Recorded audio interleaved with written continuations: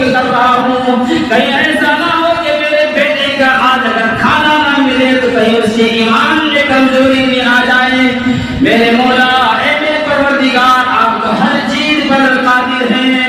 یہ اس کی ماں روتی ہوئی آتی ہے، بھاگتی ہوئی آ رہی ہے اور گھر کے اندر تشریف لائی۔ جو گھر کے اندر پہنچی تو دیکھا اس کا بیٹا خضر قطب الدین ایک چادر تان کر سو گیا ہے۔